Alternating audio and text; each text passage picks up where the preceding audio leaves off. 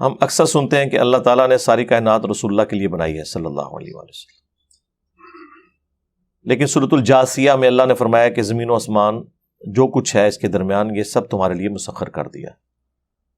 کائنات تو رسول خدا کے لیے بنائی گئی تھی. میرے بھائی یہ ایک روایت ہے المستدرک للحاکم کے اندر، اور یہی وہ شیخ زکریا کاندلوی نے تبلیغی جماعت والے فضائل اعمال میں بھی لی ہے. اور اندازہ کریں روایت ضعیف روایت تھی، نیچے عربی میں سارا لکھا ہوا ہے کہ یہ روایت صحیح نہیں ہے، لیکن وہ عربی میں لکھا ہوا ہے. اردو میں روایت لکھی ہوئی ہے، وہ پوری دنیا میں پڑھ پڑھ کے سنا رہے ہیں کہ آدم علیہ السلام کی توبہ جو ہے رسول اللہ کے وسیلے سے قبول ہوئی. اور پھر اللہ تعالیٰ نے پوچھا آدم تمہیں کیسے پتا چلا؟ تو انہوں نے کہا کہ میں نے جو ہے نا وہ تیرے ساتھ رسول اللہ کا نام لکھا ہوا دیکھا تھا جب میں پیدا ہوا، تو مجھے پتا چل گیا کہ کوئی بزرگ ہستی ہیں. تو اللہ تعالیٰ نے فرمایا کہ اگر میں ان کو پیدا نہ کرتا تو میں کائنات نہ بناتا. سرکار یہ اتنی بڑی ٹروتھ ریویلنگ خبر ہے، کم از کم اس کا درجہ قرآن میں بنتا ہے، کم از کم. احادیث کے اوپر کیوں چھوڑ دیا گیا اسے؟ اور حدیث بھی وہ جس کے اوپر محدثین کا کلام وہ بیان کر رہے ہیں. قصہ آدم اور ابلیس قرآن میں 7 مقامات کے اوپر آیا ہے. سورۃ البقرہ میں آیا ہے، سورۃ الاعراف میں بڑی تفصیل کے ساتھ، سورۃ الحجر کے اندر آیا ہے، سورہ بنی اسرائیل میں آیا ہے، سورۃ الکہف کے اندر آیا ہے، سورہ طٰہٰ کے اندر آیا ہے، سورہ صاد کے اندر آیا ہے. 7 جگہ یہ چیز سکپ ہو گئی ہے کہ یہ کائنات کس لیے بنی ہے اور آدم علیہ السلام کی توبہ کیسے قبول ہوئی ہے ہی کوئی نہیں. یہ آپ کی بات ٹھیک ہے، بلکہ اس سے بھی بڑھ کے اگر میں آپ کو بتاؤں مقصد کیا ہے، تو یہ پارہ نمبر جو 12 ہے اس کا آغاز ہی اس سے ہو رہا ہے کہ انسانیت کو پیدا کرنے کا مقصد کیا ہے. سورہ ہود،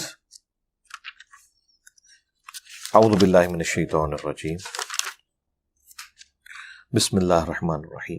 آیت نمبر 7 سورہ ہود، سورت نمبر 11 آیت نمبر 7. هو الذی خلق السماوات والارض فی 6 ایام، وہی اللہ ہے جس نے آسمانوں اور زمین کو 6 دنوں میں پیدا کیا. اب یہ 6 دن سے مراد کیا ہے؟ یہ لانگ پیریڈ آف ٹائم ہے جو اللہ کی قدرت کا ظہور ہوا، وہ اللہ کی مرضی ہے. بیکٹیریاز اور وائرسز سیکنڈز بلکہ ملی سیکنڈز میں ڈیوائیڈ ہو جاتے ہیں، اور آم کی گٹھلی سے آم کا درخت بننے میں 8 سال لگ جاتے ہیں. خرگوش 1 مہینے کے اندر بچے دے دیتا ہے، مرغی کے انڈے سے 22 دن میں چوزا نکلتا ہے، اور ہاتھی کا بچہ 22 مہینے میں پیدا ہوتا ہے، انسان کا بچہ 9 مہینے میں. یہ اللہ کی مرضی ہے. تو کائنات کو اللہ تعالیٰ چاہے تو آنے واحد میں بھی پیدا کر سکتا ہے، یہ اللہ کی حکمت ہے. وَكَانَ عَرْشُهُ عَلَى الْمَاءِ، اور اس کا عرش اس وقت پانی پر تھا. لِيَبْلُوَكُمْ أَيُّكُمْ أَحْسَنُ عَمَلًا، اور یہ اس نے اس لیے کیا تاکہ جانچے تم میں سے کون اچھے اعمال کرتا ہے. اللہ تعالیٰ فرما رہا ہے کہ یہ ساری کائنات کو پیدا کرنے کا مقصد کیا ہے؟ کہ جانچا جائے کہ تم میں سے کون اچھے اعمال کرتا ہے. تو یہ بالکل واضح ہے. وَمَا خَلَقْتُ الْجِنَّ وَالْإِنسَ إِلَّا لِيَعْبُدُونَ، ہم نے جن اور انسانوں کو اس لیے پیدا کیا تاکہ وہ ہماری عبادت کریں. عبادت میں حقوق اللہ، حقوق العباد دونوں شامل ہیں. نماز پڑھے نہیں، عبادت، ٹوٹل اوبیڈینس، بندے بن کے رہیں.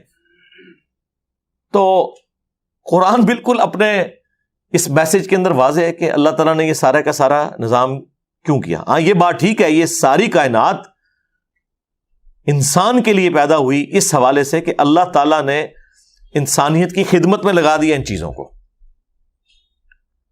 یعنی نبی علیہ السلام کے لیے نہیں، بلکہ اللہ تعالیٰ کی کریشن کا کلائمیکس جو انسانیت کو اللہ نے پیدا کر کے جانچنا تھا، اس کے لیے یہ ساری سٹیج بنائی گئی. اس میں اگر آپ کہتے ہیں تو وہ پھر ہر انسان کے لیے کائنات بنی ہے. ان معنوں میں اگر آپ کہنا چاہتے ہیں تو الگ. اگر آپ ڈسیزن کی بات کرتے ہیں کہ یہ اللہ نے ڈسیزن کیوں کیا، تو وہ یہ ہے کہ اللہ تعالیٰ ایسی مخلوق پیدا فرمانا چاہتا تھا جو اپنی مرضی سے خدا کو چوز کرے. میں اکثر کہتا ہوں کہ حضرت جبرائیل علیہ السلام بھی اگر مجھے کہنا کہ انجینئر صاحب آپ اپنا ایمان میرے ساتھ ایکسچینج کر لیں، تو میں کہوں گا کہ نہیں، تم نے اللہ کو مانا ہے اللہ کی مرضی سے، اور میں نے گاڈ کو چوز کیا اپنی مرضی سے. میں اپنا ایمان ایکسچینج نہیں کروں گا. انسانیت کے پاس سب سے بڑی اسٹرینتھ یہ ہے کہ اللہ نے اسے حق اور باطل کی تمیز دی. فَأَلْهَمَهَا فُجُورَهَا وَتَقْوَاهَا، اس کے باوجود اس نے خدا کا خوف رکھتے ہوئے اللہ کا راستہ اختیار کیا کہ میں نے اپنے کریٹر کو جواب دہ ہونا ہے۔ یہ وہ خوبی ہے جو کسی فرشتے کو بھی حاصل نہیں ہے۔ تو انسانیت کو ناز ہے اس چیز کے اوپر، ہونا چاہیے